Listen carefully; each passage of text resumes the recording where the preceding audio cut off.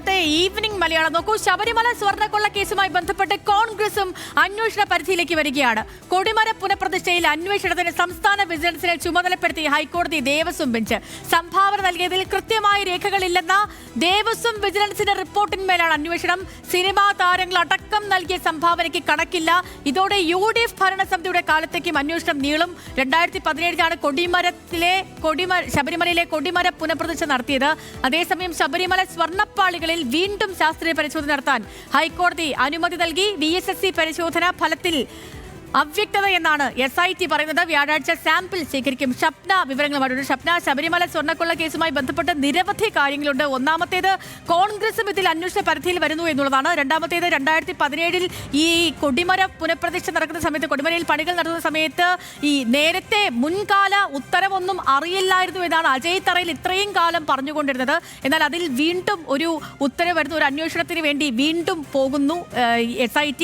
അതേപോലെയാണ് മറ്റൊന്ന് VSSC നൽകിയ പരിശോധനാ ഫലം. അതായത് അവിടെ ഒരു സ്വർണ്ണക്കൊള്ള നടന്നിട്ടുണ്ട്, സ്വർണം പോയിട്ടുണ്ടെന്ന കാര്യം ഉറപ്പാണ്. എത്ര പോയി എന്നുള്ള കാര്യത്തിലാണ് ഇനി ഒരു വ്യക്തത വേണ്ടത്. എന്നാൽ VSSC പരിശോധനാ ഫലത്തിൽ അവ്യക്തത എന്ന് SIT തന്നെ പറയുന്നു.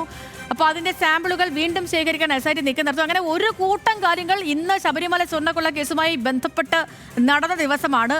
മൊത്തത്തിൽ എങ്ങനെ വിലയിരുത്താം ഇന്ന് വന്ന ഈ കാര്യങ്ങളെ ഒക്കെ കൂടി?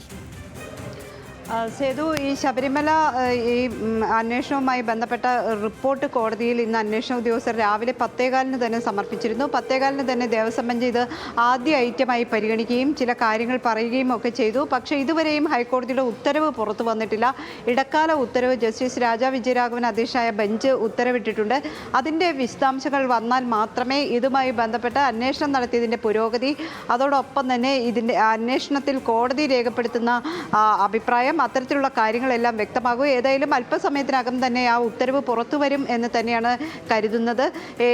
നേരത്തെ രാവിലെ ഈ കേസ് പരിഗണിക്കുന്ന വേളയിൽ കോടതി പറഞ്ഞ ചില കാര്യങ്ങൾ ഇതോടൊപ്പം പറയാനുണ്ട്. കാരണം ഇതിൽ അന്വേഷണം നടത്തുന്നതുമായി ബന്ധപ്പെട്ട SITയുടെ അന്വേഷണം, ആ അന്വേഷണത്തിൻ്റെ ഭാഗമായിട്ട് VSSCയിൽ ഈ സ്വർണ്ണപ്പാളിയുടെ സാമ്പിളുകൾ പരിശോധനയ്ക്ക് അയച്ചിരുന്നു.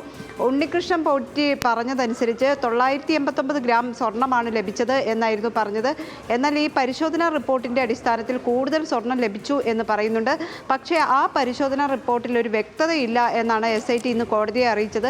തുടർന്ന് മുംബൈയിലെ ലാബിൽ പരിശോധന നടത്തണം എന്നൊരു ആവശ്യം ഉന്നയിച്ചു.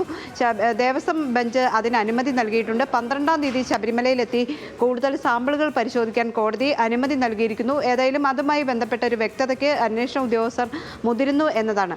മറ്റൊന്ന്, സേതു ആദ്യം സൂചിപ്പിച്ചതുപോലെ കോൺഗ്രസുമായി ബന്ധപ്പെട്ട UDFിലേക്ക് അന്വേഷണം നീളുന്നു എന്നത് സംബന്ധിച്ചുള്ള ഒരു പ്രധാനപ്പെട്ട കാര്യമാണ്. കാരണം 2017 ദേവസ്വം ബോർഡ് UDF ഭരണസമിതിക്ക് കീഴിലുള്ള ബോർഡിൻ്റെ കാലഘട്ടത്തിലാണ് കൊടിമര പുനഃപ്രതിഷ്ഠ നടത്തുന്നത്. ഈ കൊടിമര പുനഃപ്രതിഷ്ഠയ്ക്കായി അന്ന് കസ്റ്റംസിൻ്റെ കയ്യിൽ നിന്ന് വാങ്ങിയ സ്വർണത്തിൻ്റെ കണക്കുകൾ കൃത്യമായി രേഖപ്പെടുത്തിയിട്ടുണ്ട്.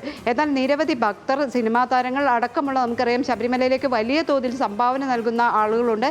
അത്തരത്തിലുള്ള ആളുകൾക്കൊന്നും തന്നെ രസീത് നൽകുകയോ അതിൽ ഒരു രേഖകളും എവിടെയും ഈ കിട്ടിയ പണത്തിൻ്റെ രേഖകൾ ഇല്ല, ഒരിടത്തും രേഖപ്പെടുത്തിയിട്ടില്ല എന്ന് വിജിലൻസ് ഇന്ന് കോടതിയെ അറിയിച്ചു. അതായത് ശബരിമല വിജിലൻസ് ഇത് പരിഗണിച്ചാണ് ദേവസ്വം ബെഞ്ച് സംസ്ഥാന വിജിലൻസിനോട് ഇത് അന്വേഷണം നടത്താൻ ഉത്തരവിട്ടിട്ടുള്ളത്. ഏതായാലും കൊടിമരവുമായി ബന്ധപ്പെട്ട് സംസ്ഥാന വിജിലൻസ് ഇനി അന്വേഷണം ആരംഭിക്കുകയും അതിൽ കൃത്യമായ ഒരു കാര്യങ്ങളിലേക്ക് അതോടൊപ്പം ഈ സ്വർണ്ണപ്പാളിയുമായി ബന്ധപ്പെട്ടിട്ടുള്ള വലിയ സ്വർണ്ണക്കൊള്ള പോലെ തന്നെ സമാനമായ ഒരു അന്വേഷണത്തിലേക്ക് ഒരുപക്ഷെ അതും നീളാനുള്ള സാധ്യതയാണ് കാണുന്നത്. ഓക്കെ ഷപ്ന, ശരി. ഷപ്നയാണ് വിശദമായ വിവരങ്ങൾ പ്രേക്ഷകരിലേക്ക് എത്തിച്ചത്.